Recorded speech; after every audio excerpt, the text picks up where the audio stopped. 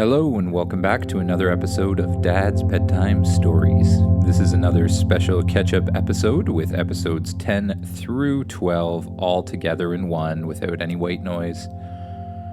If you want to write to me with any suggestions or ideas or stories for the future, my email is dad.bedtimestories@gmail.com.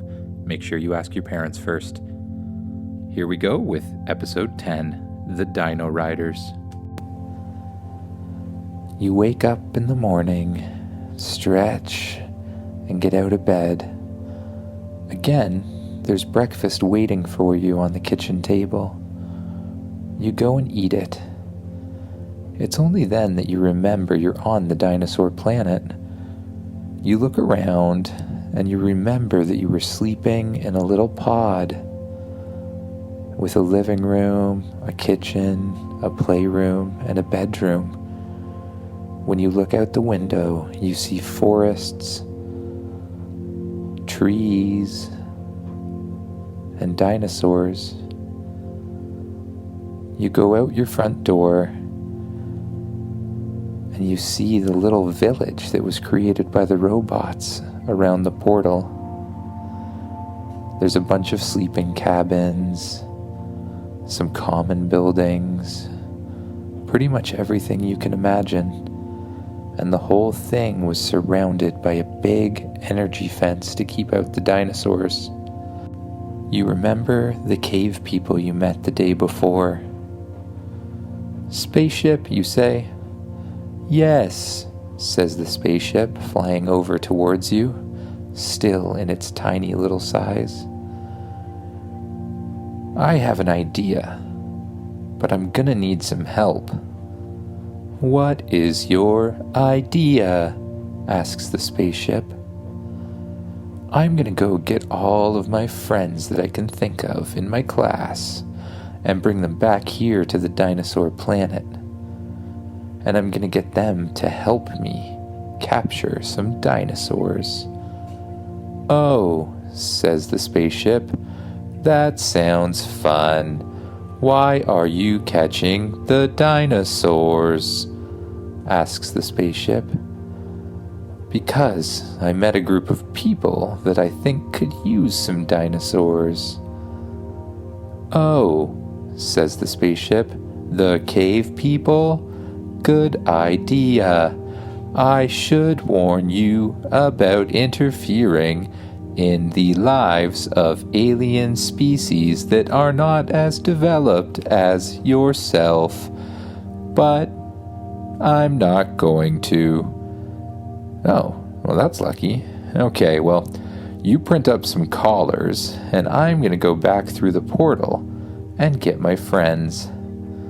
"That is a great idea.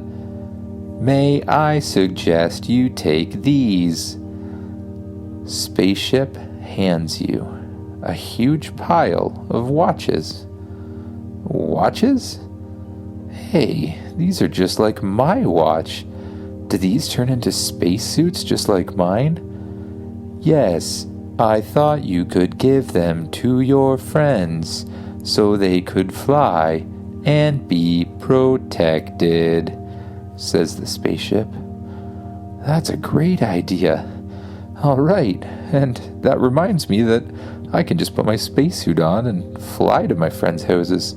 That'll make it quicker while you're here printing the collars." "Yes, have fun," says the spaceship. You press your watch, and slowly a suit transforms out of it, around your arm and your body and your legs.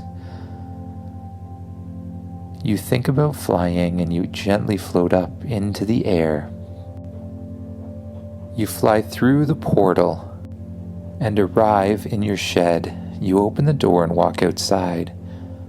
You fly high up in the air, high above all the buildings and trees, high above your house and all of the places that surround it. One by one, you fly to your friends' houses. You give them a watch, and you watch as each one presses the button on it and a spacesuit folds out to cover their whole body. You teach them how to fly, and together you go to your next friend's house. You decide who it is. You do the same thing with the next friend, and you do this again and again until you've gathered enough friends to help you collect some dinosaurs. You and your friends fly back to your house, high up above the town or city where you live. You see the ground below, and you gently come in for a landing. You open the door to the shed, press the button, and the portal activates, glowing bright blue.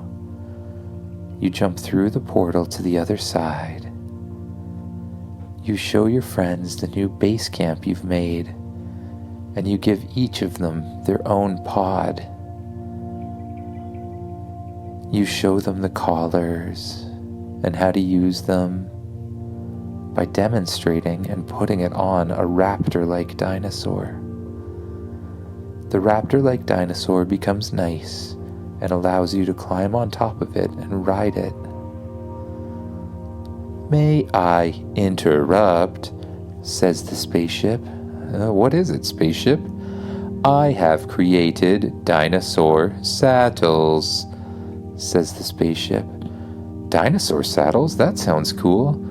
"Yes, it is cool," says the spaceship. "Here."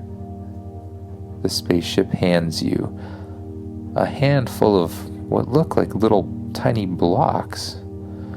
"Each one turns into a saddle. When you need them, just throw them in the air and they will fold out," says the spaceship. "Okay, well guys, let's split up. Everyone take a collar and a saddle." You hand each of them a collar and a saddle, and then you fly high up into the air using your spacesuit and start searching the area for the perfect dinosaur. You come across a blue raptor covered in scales and feathers. "I think this is the one," you say to spaceship. "Good idea," says the spaceship. "It looks perfect." "Yeah, thanks, spaceship." Now, you sneak around from that side and distract it. If you can scare it, it'll probably jump up into the air, and I can jump out from behind and put the collar on it. "Sounds good," says the spaceship. The spaceship flies around to the other side. Suddenly, it turns into a robot and jumps up and says, "Boogity, boogity, boo," while shaking its arms up in the air. The dinosaur just looks at it, tilting its head slightly to the side, wondering what this strange creature is. You tiptoe up from behind the dinosaur, trying to be as quiet as you can, while the dinosaur just looks strangely at the robot. As soon as you get close enough, you jump up in the air onto the dinosaur's back and close the collar around its neck. The dinosaur shoots its head up straight and says, "Oh, well, that's a great relief." "You speak too?" "Well, of course I do. Us dinosaurs, we are just very angry most of the time, but this collar suddenly makes me feel very chatty indeed," says the dinosaur. Why do you have an accent?" "How am I supposed to know? You're the one who put this collar on me." "Okay, what kind of accent is that?" Well, I don't know the answer to that either. It's probably an accent that's going to change a great deal the more I talk. Oh, okay. Well, anyways, let's get on with things. The dinosaur turns around to look at you. Well, what do you want to do? I think I'm going to take you to a group of people you'll like very much. It's a group of cavemen who are just trying to survive, and they could use some help. Well, that sounds like a jolly good time, says the dinosaur. Come on, jump on. You remember that you have the saddle. You throw the cube up into the air and it transforms into a saddle. You pick up the saddle, put it on the back of the dinosaur. It clips itself around the dinosaur, and little stirrups pop out for you to stand on. You jump on top and give the dinosaur a little kick. Hey, that's not very nice, says the dinosaur. Oh, sorry. Well, let's go that way. Without hesitation, the dinosaur turns in the direction you're asking it to and starts to run. You run all the way back to your camp, and when you get there, you're greeted by all of your friends. Each one of them has a brand new dinosaur of a slightly different color. All of them are raptors. Follow me, you say to your friends. Your friends follow you through the forest back to the place where the cave people live. When you get to the gate, one of the guards goes inside to tell somebody you're there. And out of the village walks the village leader along with a bunch of soldiers or guards, each one holding a large spear. I've brought you a gift, you say. Dinosaurs. That's amazing, says the leader of the camp. Spaceship translating for you, of course. Because as you may recall, he really sounds like... But we'll skip that part today. We brought these dinosaurs because you told me you were in danger. I thought that the dinosaurs would be able to help. If we teach you to be dino riders, you'll be able to protect yourselves from the other dinosaurs.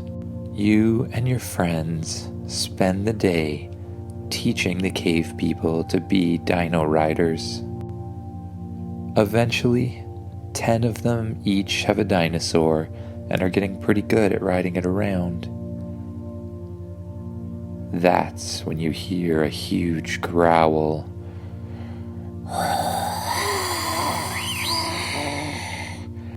Then, 2 huge tyrannosauruses jump out in front of the cave. They start growling and chomping their teeth together. Most of the cave people run to hide inside the cave, but the 10 dinosaur riders turn to face the Tyrannosaurus. Each of them crouches down, holds out their spear, and then starts running towards the Tyrannosaurus. Before long, the 2 Tyrannosauruses are surrounded by cave people on dinosaurs. The cave people use a rope to wrap around the Tyrannosaurus's legs. You watch as around each dinosaur, one cave person takes one end of the rope and the other takes the other end. They run in opposite directions, winding up the legs of the dinosaur. This is ingenious, you say. Before long, the dinosaur's legs have been pulled straight together, and the 2 Tyrannosauruses fall over on their sides. Before long, they're able to break free and jump back up in the air. Both of them roar loudly, but they look around at the dinosaurs, and you can see in their eyes that you know they've been defeated. They both turn and walk away. The cave people cheer, and they run back and lift you up in the air, bouncing you around on their shoulders as they yell and dance and celebrate. This is the beginning of a new era, the leader says. Thank you very much. You are welcome in our village any time. You and your friends each press the button on their watches, and once they're covered in their spacesuits, jump up into the air, flying high into the sky. It's starting to get dark out, so you can't see very much. But once you're up high enough in the distance, you can see the energy fence that surrounds your camp. You lead your friends back towards it and land in the center. Each of your friends is very tired. You say goodnight to all of them, and each of you heads to their own cabin. When you get to yours, you press the button to take your spacesuit off, and you immediately climb into bed. Your eyes feel very heavy after such a long day. You get comfortable in the covers. You notice if there's anywhere you're holding any tension, and with each breath you let a little more of the tension go,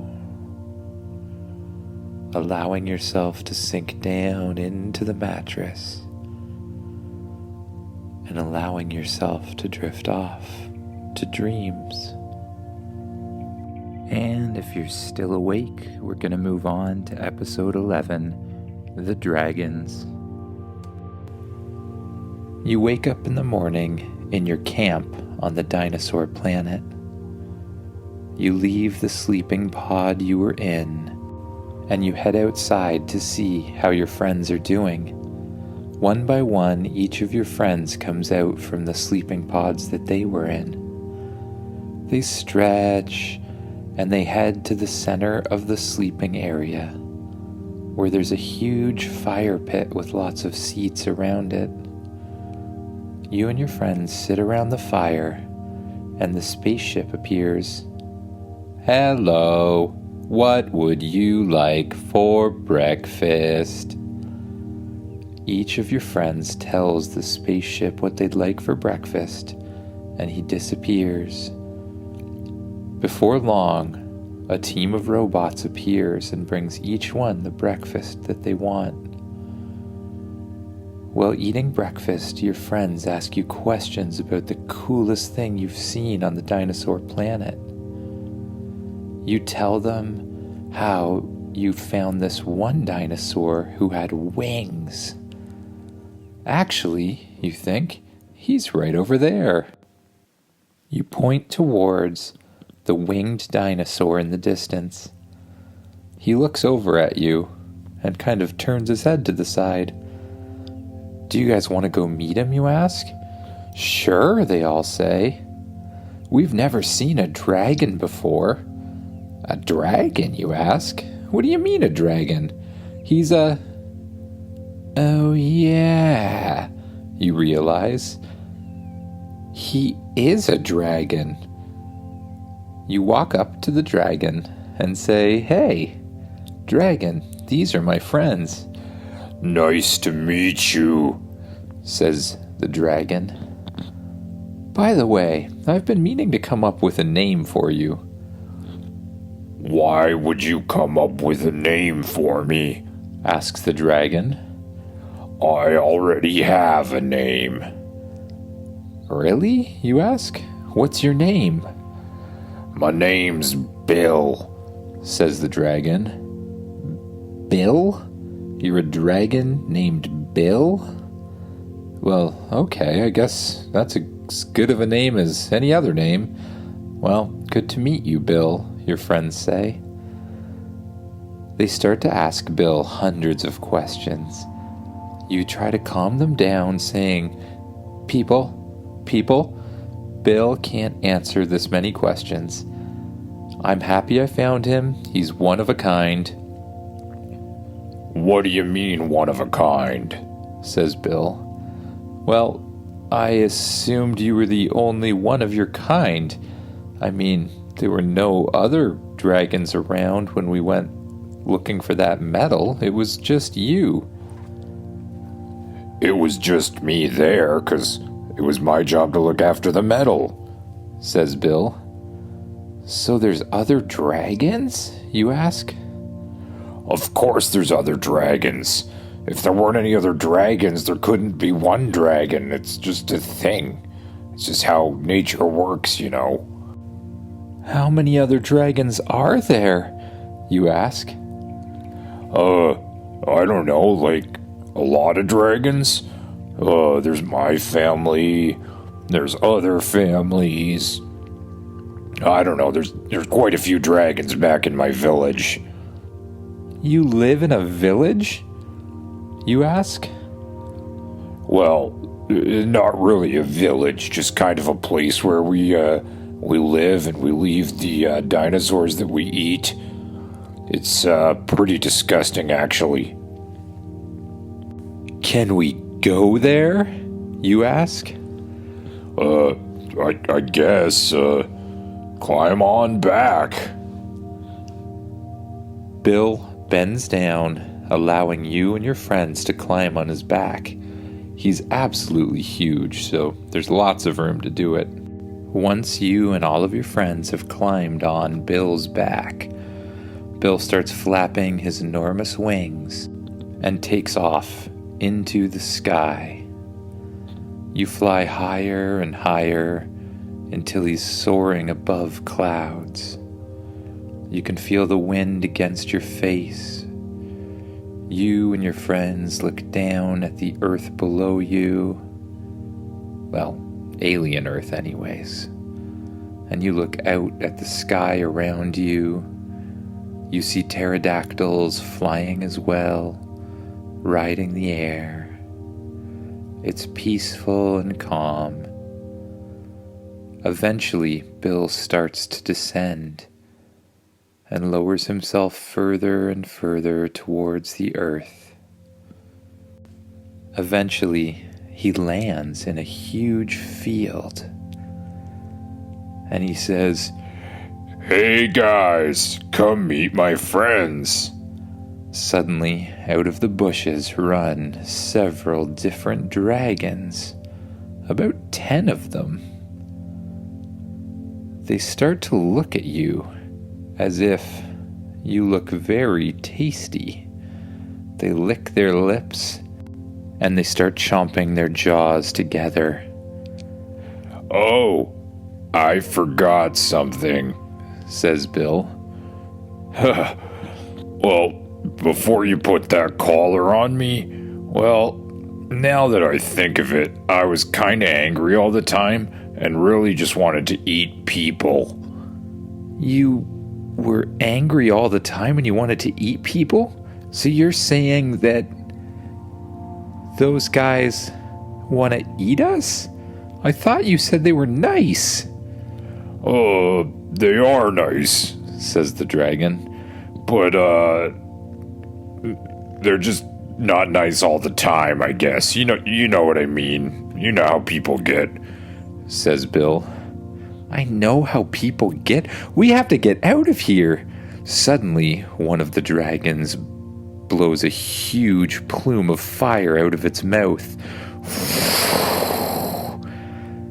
You and your friends scream and run and jump on top of Bill. You guys can blow fire out of your mouths? Of course we can. We're dragons. What did you expect? I don't know what to expect from dragons. I've never met a dragon before. Well, expect fire, I guess. What else can I say? You and your friends, now on top of the dragon, start to fly up into the air. But the other dragons start to follow you. Bill tries to fly away as fast as he can. He dodges streams of fire being shot from the other dragons.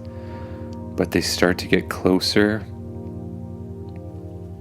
and closer and closer. until they're almost biting Bill's tail. Hey guys, knock it off! These are my friends, Bill says, but the other dragons just roar and shoot fire out of their mouths. Can you, shoot fire back at them or something? Oh, I can, but they're my friends. I don't want to hurt them. But they're trying to eat you right now. They're not trying to eat me. I'm immune to fire. They're just trying to eat you guys. Well, we don't want them to eat us. Well, then you have to get off of me because I can't fly fast enough with you guys up here. But we can't fly without you up. Wait a second. We can fly. Guys, I forgot we had spacesuits. You and all your friends slam the palm of their hand onto their foreheads at the same time. Ugh, they say. Each of them presses the button on their watch, and a spacesuit starts to fold out over their arms, and their body, and their legs, and their head, until you and all of your friends are covered in metallic armor. As you recall, all you have to do to use it is to just think about flying, and you do. So you and all of your friends jump up in the air and begin to fly. Without you on his back, Bill starts to fly faster and faster, and you and your friends head straight back towards the camp. On the way there, you radio Spaceship. Spaceship, you say. We're on our way back to the camp. We're gonna need some of those control collars that you have. But I am out of control collars, says the spaceship. I will start printing more. How long will that take, you ask Spaceship. It should take 1 hour. We don't have an hour. We're on the way there being followed by some bloodthirsty, fire-breathing dragons. That's not good, says Spaceship. No, it's not good. What are we going to do about it? I suggest not bringing dragons with you. That's not a good suggestion, you say. We have no choice at this point. Let me think about it. When you arrive at the camp with the energy shield, Bill says, Oh, I'm sure glad we're here. I really like that meat that replicator thing makes me. The meat, you say. Let's just replicate a bunch of meat and feed it to them. Then maybe they'll eat that instead of us. Spaceship, make as much replicated meat as you can. Making meat now. Spaceship, yes. Why is it that you can make replicated meat really quickly, but not collars? I don't know, says the spaceship. Oh well, I'll think about this later, you say. You race down towards the replicator, and when you get there, you all pick up a piece of food and throw it out in front of you. When the dragons smell the food, they immediately forget about you, fly down to the ground, and start chomping away on the food. Before long, they all look over at you, and you look at them, and they say, Oh, hey Bill, how are you? Good, says Bill. Sorry about that, trying to eat your friends thing there. We sometimes get a little hangry, as I call it, hungry and angry at the same time, but this food that you guys gave us, this stuff's really good. Do you have any more of this stuff? I could eat it all day. Well, you say, we have a lot more of it, as much as you want, actually, on one condition. Oh, what's that? I need you guys to become our dragons. What do you mean your dragons? Like you own us? No, you say. It would be like a partnership, like we'd ride you, you'd fly us places, we'd solve crime, go on adventures, normal dragon ridery sort of things, you explain to the dragons. Okay, that sounds alright to us, right everyone? All of the dragons look at each other, nod, and they agree. That sounds like a pretty good deal. Free food forever, and all they have to do is go on fun adventures with children. After agreeing, you meet the different dragons, and each of your friends picks one of them to be their dragon. Each is a different color. Some are shiny, some are dull, some are blue, red, brown, black, and one even kind of shines a silvery kind of color. After talking to them for a while, the dragons start to get a little bit sleepy. One by one, they yawn and lay down on the grass and fall asleep. You and your friends decide that it might be about time to do the same. You head back to your sleeping pods.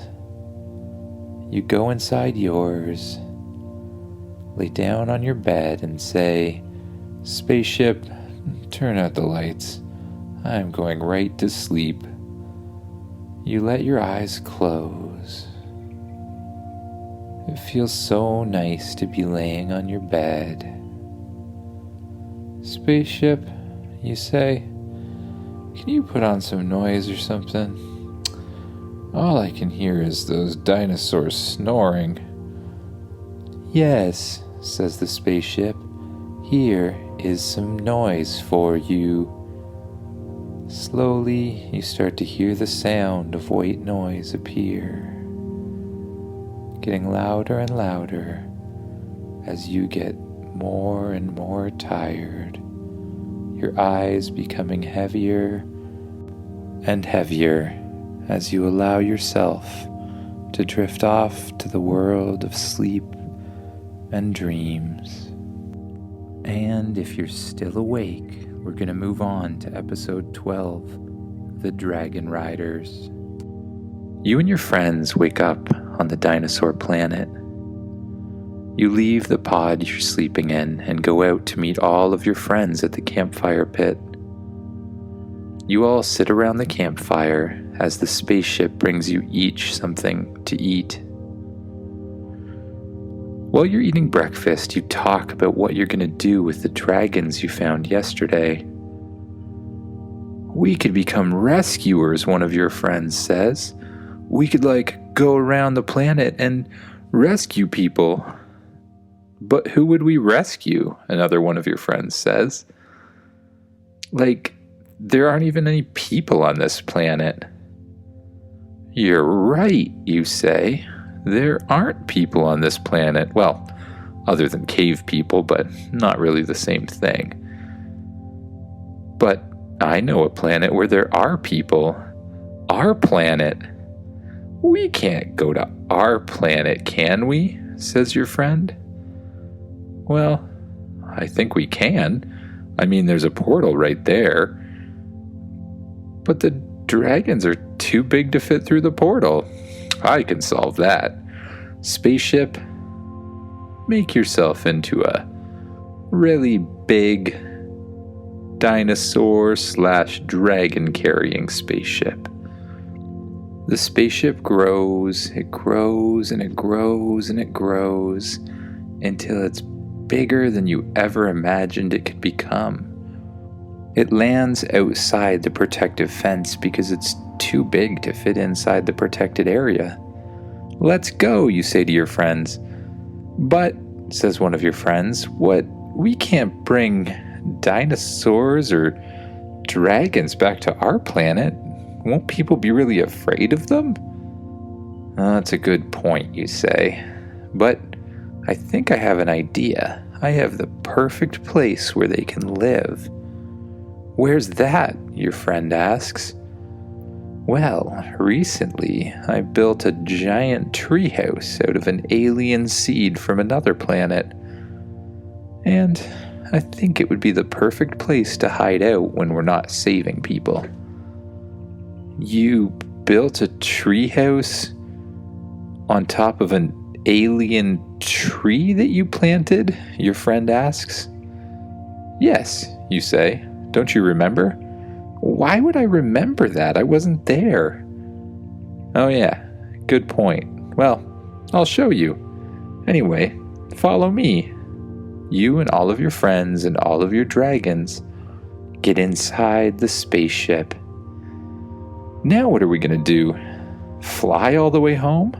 No, we'll go through the portal, you say. But this is way too big to fit through the portal, one of your friends points out. It's too big right now, but it won't be when we go through. Spaceship, do the thing.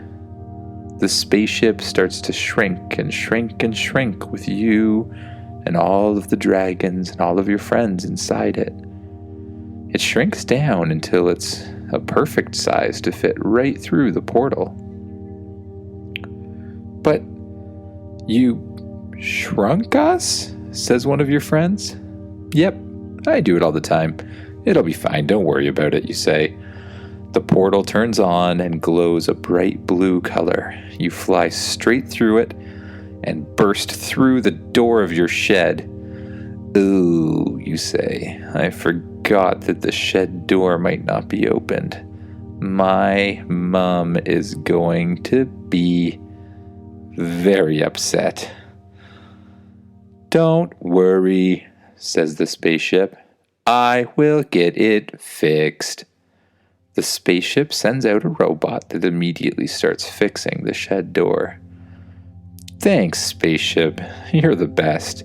Now, let's go to the treehouse, you say. You fly high up into the air above the clouds. You fly for a long time over top of trees and mountains and lakes until you come to the mountain where you put the treehouse. On top of the mountain is a huge tree, about 60 feet wide or even bigger at the base. It shoots all the way up into the sky, almost reaching above the clouds. At the top of it is a huge treehouse. You make the ship grow again to its full size and land it on top of the mountain. You and all of the dragons walk out, now your regular size again. Suddenly, you hear, "Rrrr." Oh, what's going on? One of your friends says, "What's that?" It's just me, says the bear, coming out of the cave. Who are all these people, and what are these things? Says the bear. Oh, don't worry, bear. These are just my dragons and my friends.